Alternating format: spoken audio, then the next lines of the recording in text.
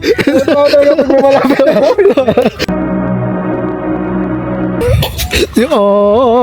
Oo.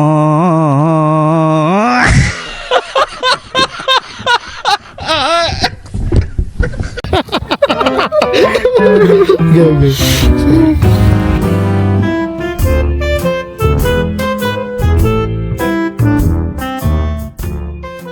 Hello mga kababayan, tuturuan ko kayo kung paano maglagay ng wax. Meron tayo ditong... Huwag ka tumawa. Natatawa eh. Libre na ito session na to, tapos natawa pa. Meron tayo, Natatawa eh. hindi kita sa camera, yan. Gatsby Harajuku. Harajuku pala. Parang Hindi mo yung sa buong bansa? Volume up, math and hard. Una, bubuksan natin. Kaya nila buksan yun? Bubuksan natin Bako? itong Gatsby. Itong wax. Huwag ka magulo. Ano na natin, libre na kayo yung session natin. Huwag ka Session tumawa, where? huwag ka tumawa. Gusto libre to. Huwag ka tumawa. O, libre to sa'yo na to pagkatapos. Sa akin yun. Etong wax na to. Una, kukuha kayo ng isang dako. Yan. Ganyan karami. Lalagay natin sa kamay. Tsaka ganito. Tsaka natin lalagay sa buhok na ito. Kagin natin. Uy, wala. Siguro sigat wala pa. Ano ba yun? Ay! Kailangan, gagayahin natin yung nandito sa volume up.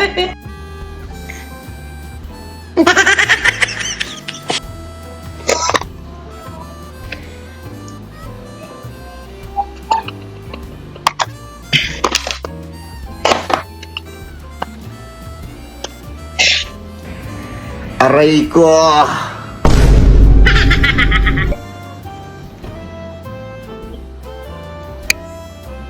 I got it spinning. Kaya pa yan. Drama bones. Got it. Drama bones. Gotta tell me, couldn't stop. Ooh, gotta tell me,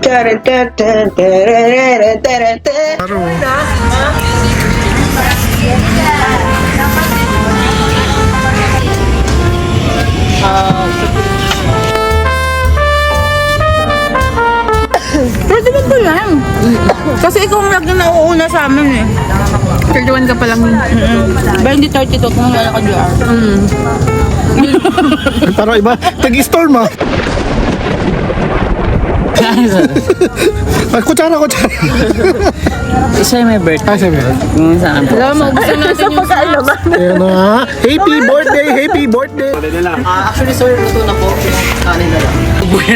Ito po sila, ito na po yung mga kasama namin yan. Yung isa din biktima, hindi makagalaw Yung isa pong bata doon, yung nasa gitna.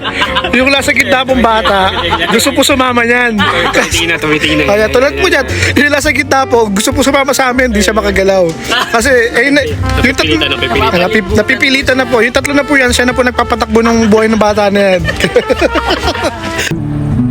po kami ngayon ni David. May lihim kaming aakyatin. Susandang ba dyan? Ito, may aakyatin po kami ni David ngayon dito.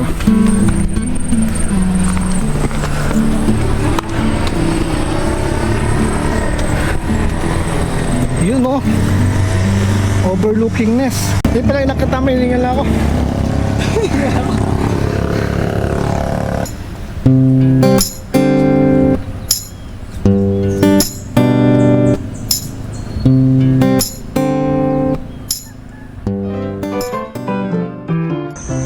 Okay Kuya G ah. Damang-dama namin, dumating yung mga usok yata. Kuya. Kuya Mark. Ito, kasama ko ngayon si Kuya Mark tsaka si Junjun. Kumuha ng picture.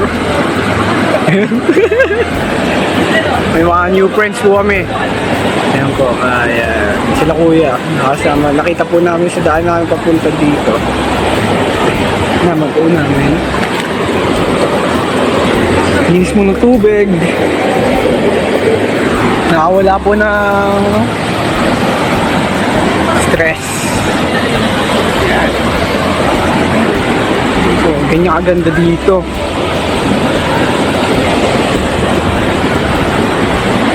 ni-interview ni Kuya Ray si tatay. Yes, Kuya Ray, tatay ni-interview. Ganyan po kaginis yung tubig. Yun. Oo. Lamig! Wow, liit na. Yan. Dito po kami.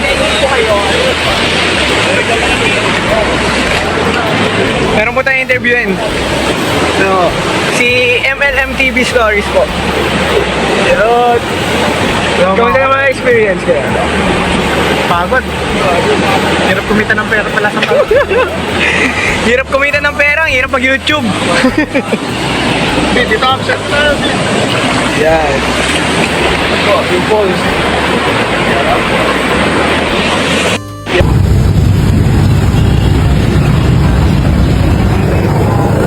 Ano na wheels? Wheels lang wheels.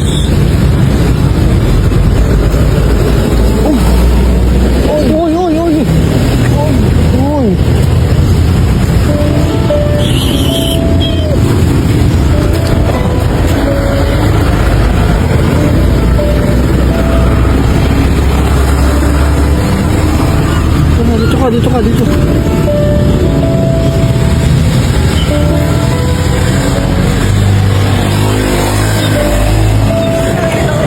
Wala nga, buti nakita mo. Nakakatakot, dadaanan, durog yun.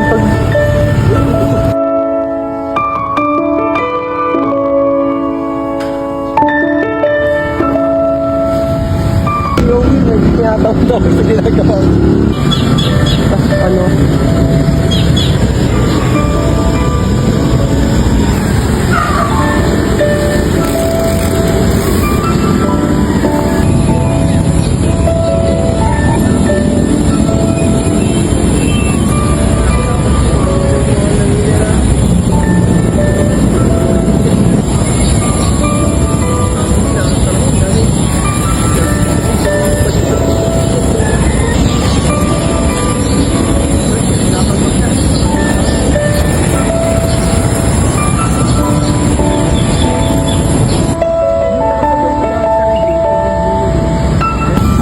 Shoutout sa'yo. Hanapangan. Bigyan, shoutout sa'yo.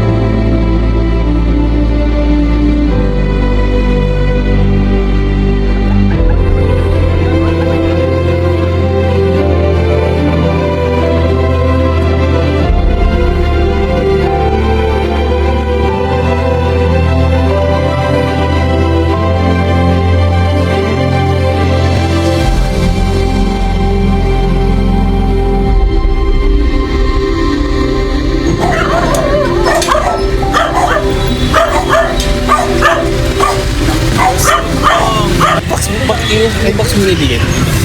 Pag-box na box. Ikaw magbigay. Papasok ka sa loob para mag-video.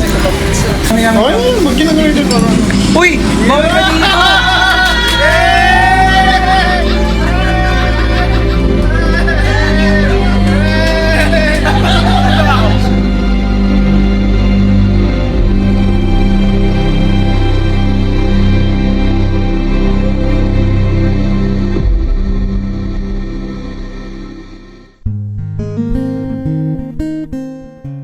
Hindi. Hindi yun, kaya kami nandito. Ayan, nakikita niyo ba ito guys? Kasi wala kami doon. Hindi, may nag-bless lang para kay David. Ginamit lang kami kami lang inutusan lang kami iabot to sa kanya. Kami po yung mga riders. Kami naman po yung nagpaggamit lang. Ayun, nagpaggamit lang po. Hindi kasi speaker para at least si David makapag-compose ulit, makabalik ulit siya sa mga ginagawa niya. Si Wendell naman, binigyan niya si David ng mic? Mike, nandun pa. Binigyan siya ng mic ni Ako, si Wendell. David, binigyan ko ng sopas. Ayun. Si David, buhay kayo na ako sa kanya. Kaya ako. Kaya kakwentuhan namin si David. Ang nabanggit niya lang, parang syempre, nai-stress siya. Hindi niya alam kung ano bang mangyayari pa sa kanya. Ang ni-remind lang namin sa kanya. Kaya kami nagbe-bless ng gamit. Halimbawa, bagong ganito, mga pagkakabala niya. Ibig sabihin nun, hindi dahil sa sinabi ng doktor na, syempre yung doktor totoo lang na i-enjoy mo yung buhay mo ngayon, enjoy mo. Pero syempre, kaya siya binibless kasi nga, may enjoy niya pa yung buhay niya. Diba? Gagaling siya, ibig sabihin, magagamit niya pa yung mga gamit niya nito. Lalo siyang may encourage na gumising sa umaga na masaya. Yun, parang ginagawa ni Wendell nila. May langgam. Ayun, dito po ito, ibibigay natin kay David, surprise natin sa kanya. Okay, so, yan. Dahan pa. Ayan, guys. Wala.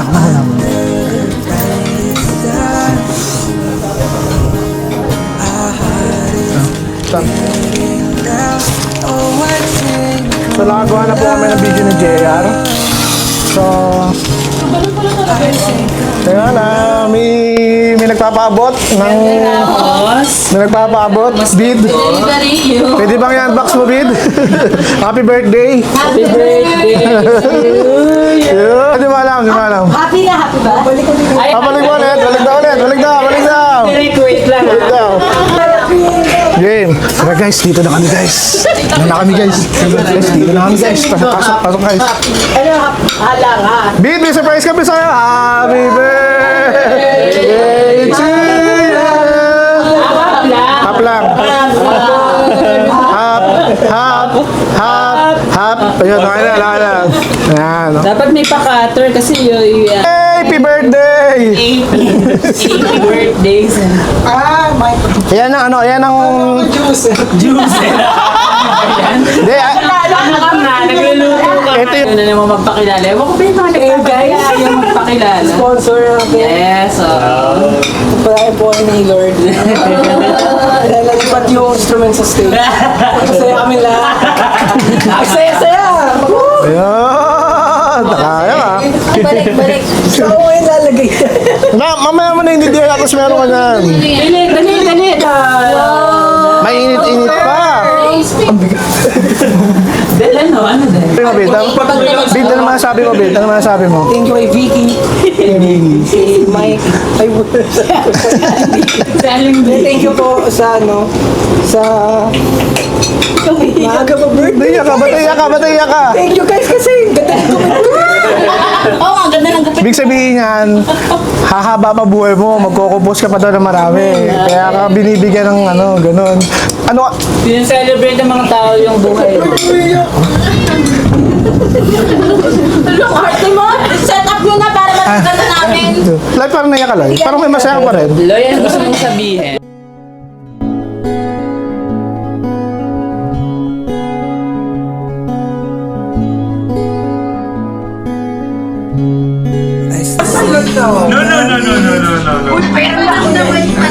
Uy, si John dyan naman.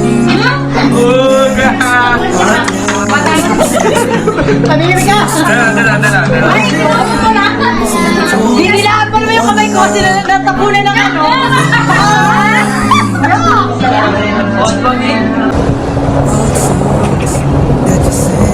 Papansin namin kayo.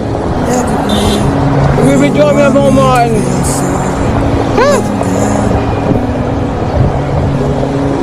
Kaya? Hindi, papansin tayo. Tayo sa bahay natin. Uy, sa mukha ah.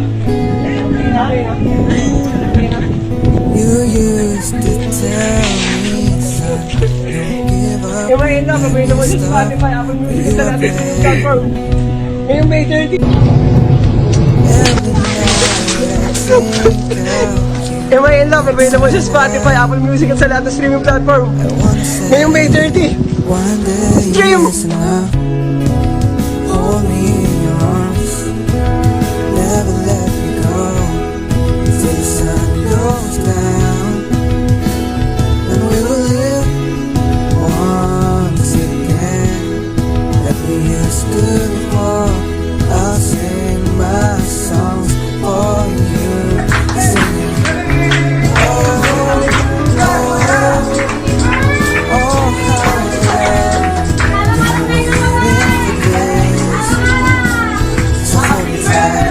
oh, oh, how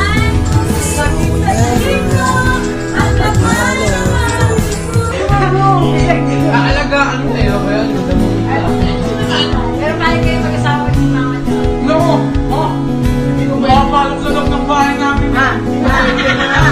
some friend that you Nagbibidyo ka ba? but every time you Ay, nako. play, feels like a dream come true. You used to tell me son, don't give up like you stop, but you were brave. Every night I think of you, tonight I say one day is enough. Hold me close, never let me go.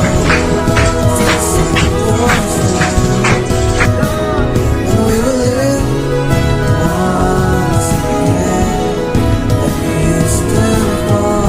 I'll sing my songs for you, singing. Oh, oh, oh, how I love you.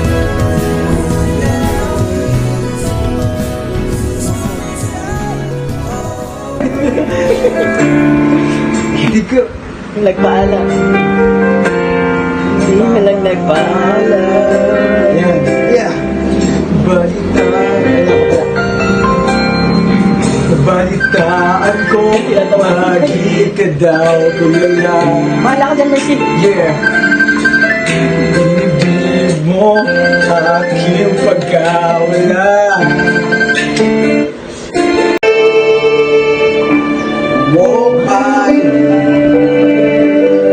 Walk by me across the road. Take my arms and your hand, show me.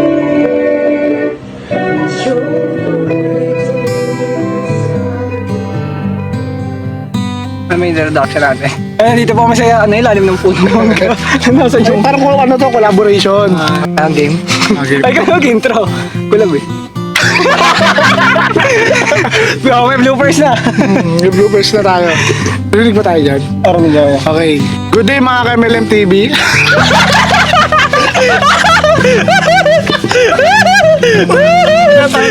Ayun, paano kaya tumugtog, ganyan. Tapos, parang habang lumalaki ako, syempre, nababago yung perspective mo. Nakalabas ka eh, makapasok ka na sa school. Nakakita ko doon ako una naka-encounter ng hindi Christian music. Dati kasi, ang mundo ko lang, church lang eh. Parang pinanganak ako, tapos dinala ako doon. Lumaki ako. Napapakinggan mo, puro church song, ganyan. Tapos, pagdating sa elementary, doon ako parang lumawak yung mundo ko bigla. Doon na parang, uy, pala, may kakaiba pala, may iba-iba palang kanta, may iba palang genre. Hindi pala lahat puro pang church, ganyan. Tapos, meron ako naalala to. May naalala ako. Panahon to ni Bruno Mars. Panahon ni Bruno Mars. So, medyo mahilig kasi ako sa mga ganyan, funk. Pero hindi funk yung inanta ko noon. Pumapasok kasi ako dati sa, parang foundation siya, sa Bahay Madre. Doon. Shoutout po sa mga naging teacher ko. Yan. Meron kami library doon. Ako naman, parang normal lang sa akin na kumakanta-kanta ako. Normal lang na, sige, kanta tayo, ganyan. Pag may naririnig ako, gagayahin ko. Kahit di ko alam yung lyrics, kakantahin ko, ganyan.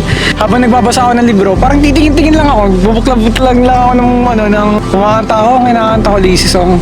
Today I don't feel like again. Uso talaga, sobrang uso. Parang halos para siyang Justin Bieber ng mga panahon na yun. Tapos kanta-kanta, parang habang tumatagal kumakanta ko, natapos ko na yung kanta, parang tahimik. Pagtas ko kumanta, nakikinig pa na yung mga kaklase ko. Pulakpak sila, doon ako nagsimula mahiya. Kaya medyo parang naglaylo ako sa music na parang, ayoko na kumanta, parang nakakaya pala ganyan eh. Parang dapat ako na nakakalam na kumakanta ako, ganyan. Tapos, habang tumatagal, parang na-introduce ulit sa akin yung music. Naging dancer pa ako sa church. Actually, hindi ko talaga gusto maging sumayaw. Parang napilitan lang ako. Sabi ko, nandun yung kakilala mo. Sige, sama ako. Tapos yun, parang na-no-choice ako. Na-no-choice ako ng panahon na yun eh. sige, sali na ako. Kasi ang gusto ko talaga sa music team. Yan. Tapos, habang tumatagal, parang hindi siya hobby. Parang, parang natural sa'yo. Ganun, parang pinanganak ka para gawin yun.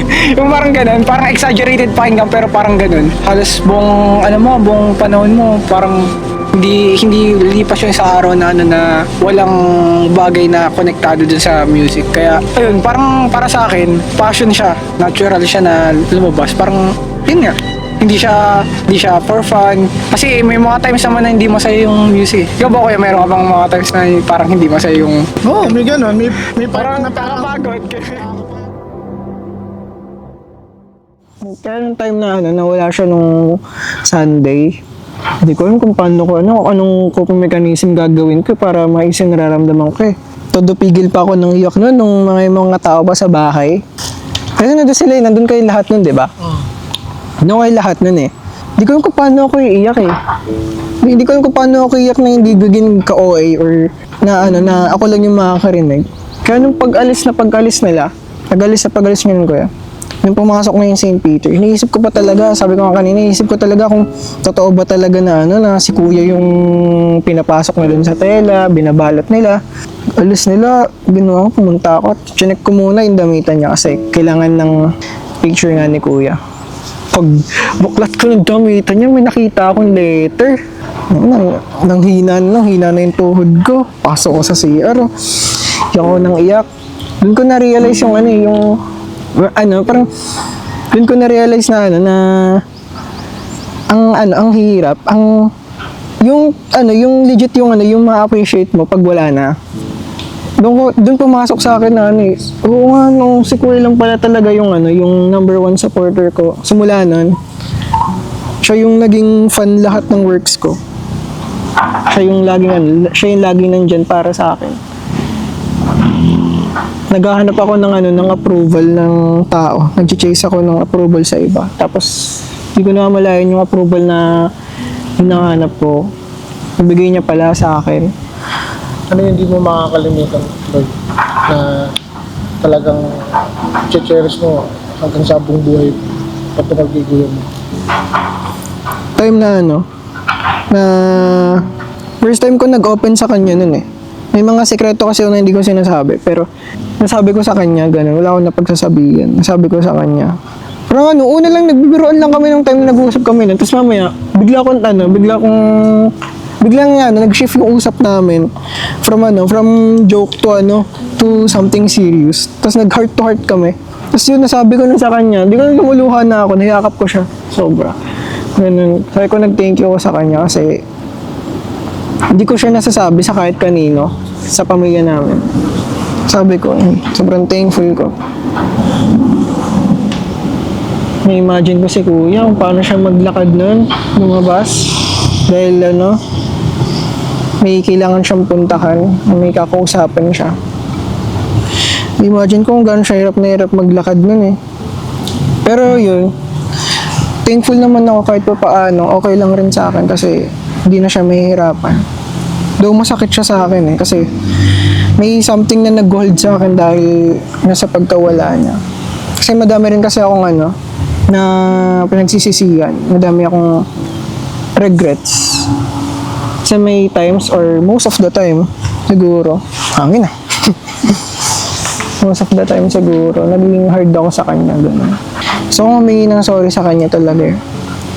So, humingi ng sorry sa kanya sa behavior ko, sa actions ko, gano'n. Kung paano ko naging kapatid sa kanya. Kasi, gaya nga nasabi ko, ang dami kong pagkukulang bilang kapatid. Ang dami kong di nagawa para sa kanya. Dapat ako yung gagawa, pero yung gumawa yung iba. Ako yung nandun, pero imbis na ako yung tawagin niya, iba yung tinawag niya. Ganun. Kasi yung dahilan ko nun, pagod ako. Dahilan ko nun, hindi ko magawa kasi kakagaling ko lang sa ginawa ko na iba. Nung oras na nandyan pa siya, mahaba pa yung time na pwede ko siyang makasama na magiging masaya kami, may cherish yung moment, maalagaan ko siya. Isisi ako, bakit hindi ko nagawa? Bakit hindi ko ginawa yung nung may oras pa? Siguro ito yung madadala ko hanggang sa pagtapos nitong break ni Kuya. Pagtapos na itong buro niya, hanggang sa malibing siguro siya hanggang sa susunod pa. Ito yung scar na madadala ko. Yung times na siya pa yung nag-a-approach sa akin after namin mag-away. Na ako pa yung may kasalanan. Kasi wala naman masama, di ba? Gesture tayo, halimbawa, ito. Si Kuya David mo. Imagine mo si Kuya David mo nasa harap. Ano yung gusto mo sabihin sa kanya? Kuya, ang dami akong nasabi sa'yo na nasaktan ka. Mga bagay na ako na hindi ginawa dahil ginusto kong wag gawin. Dahil pinilit ko yung gusto ko dahil naging ma-pride ako. May time na imbis na magpakita ako ng care sa'yo, pinili kong sundin yung nararamdaman ko. Naisip ko na ang selfish mo, na ang kulit-kulit mo, pero na nalaman ko pala talaga yun. Gusto kong humingi ng sorry sa time na sinashot kita, mga time na bisa samahan kita bilang ako na yung kapatid mo. Minsan di ko na iisip na may sakit ka nga pala. Time na imbis na alagaan kita, pinili ko yung gumala kasi minsan lang ako makakalabas. Ang rason ko, yung mga gusto ko sa akin pabili, hindi ko nabibili. Gusto ko humingi ng sorry dahil naging unfair ako sa'yo. Hindi ko kayang nasasaktan ka dahil sa iba eh. Hindi ko kayang, ayokong nakikita kitang nasasaktan ka physically. Ayokong nakikita na nahihirapan ka talaga. Kaya, sorry. Pero, gusto kong malaman na mahal na mahal kita. Thankful lang din ako kay Mami. Kasi, Di siya nagsawang mag-alaga kay Kuya kahit dumating yung time sa akin na pagod na ako yun.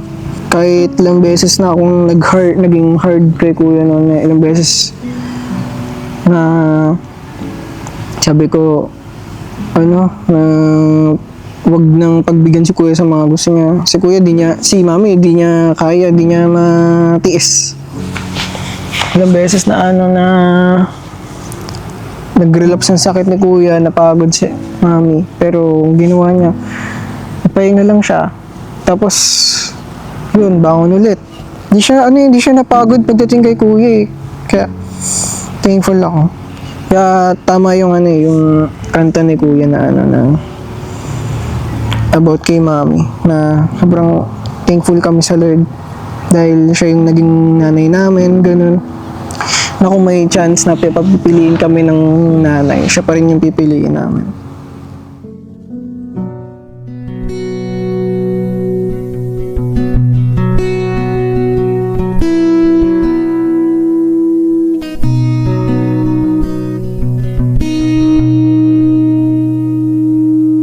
You saw me at my worst. You hold me the time that I get hurt.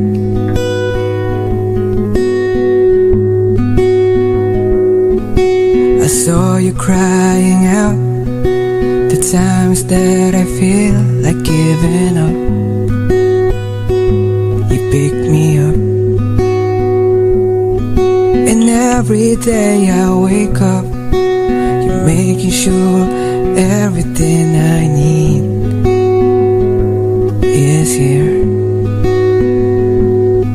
Can express through word my gratitude that God gave me a mom like you.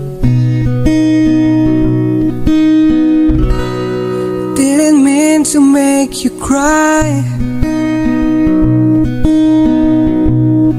Every time we fought with words. If I could just go back in time, I'll make sure I'll say this to you: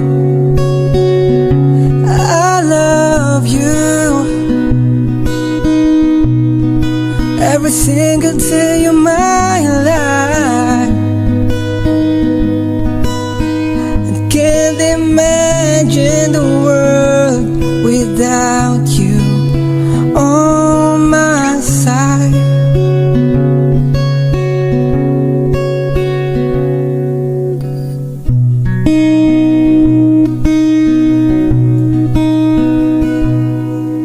I heard you that night when you're praying for my pain to go away.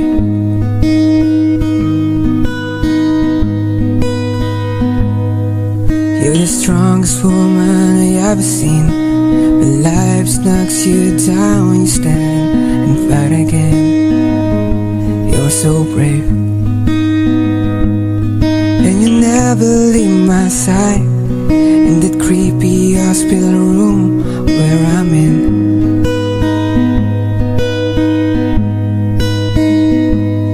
can express through word my gratitude that God gave me a mom like you. I didn't mean to make you cry. Every time we fought with words. If I could just go back in time, I'll make sure I say this to you: that I love you every single day of my life.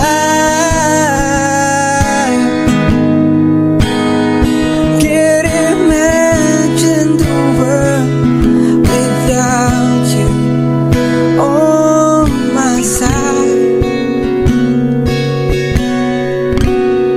Oh, I love you.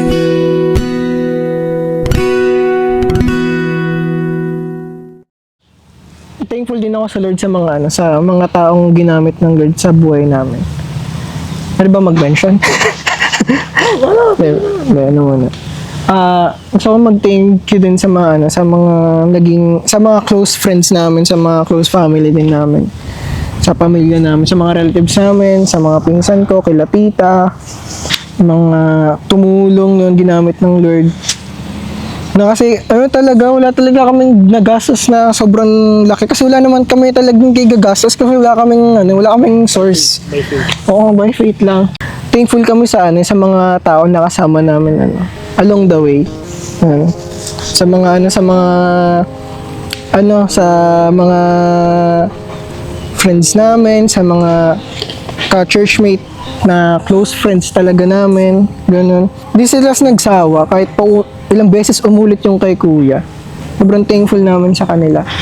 Yung mga unexpected na padala nila na minsan, yun nga, yung nakaraan, nanahimik si mami, biglang may nag-deliver nung higaan.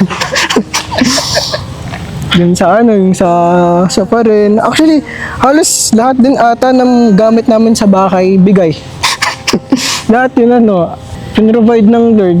Kasi pag binasisira, maya biglang may darating na bago. Kasi may ginamit yung Lord, kaya sobrang thankful namin.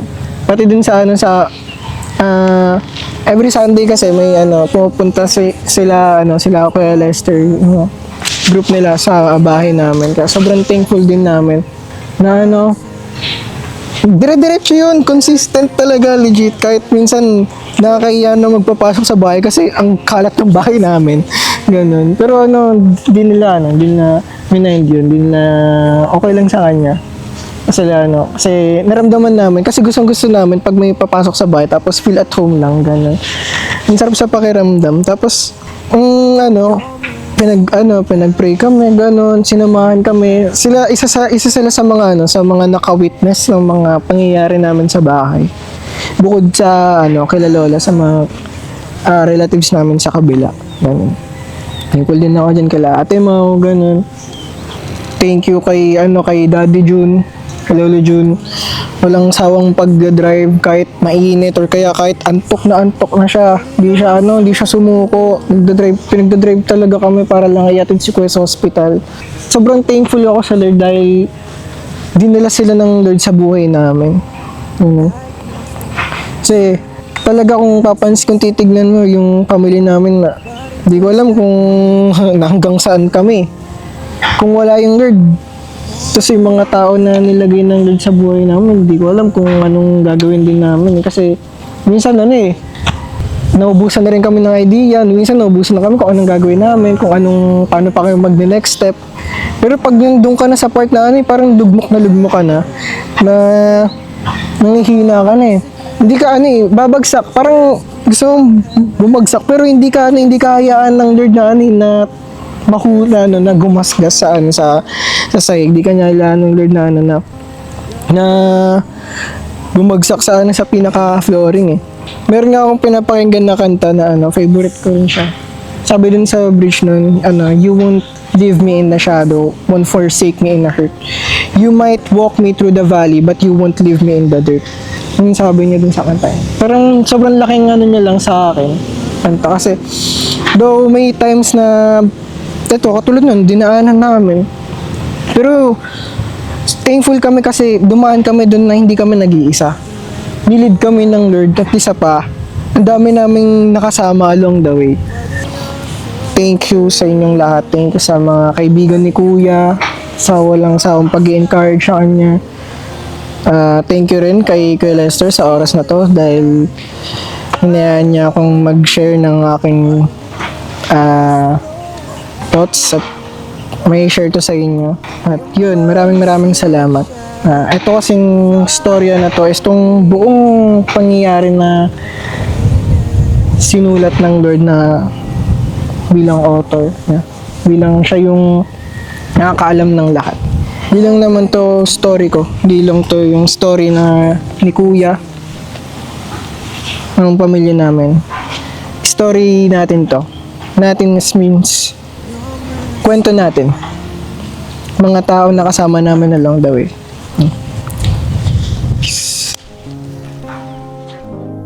Your faithfulness never leaves me alone.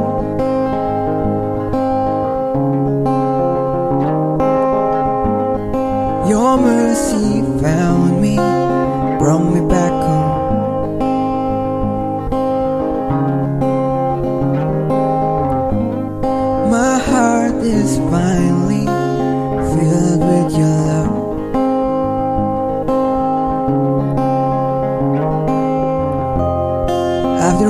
everything I went through, you're still good. Father, you're so good. Father, you're good.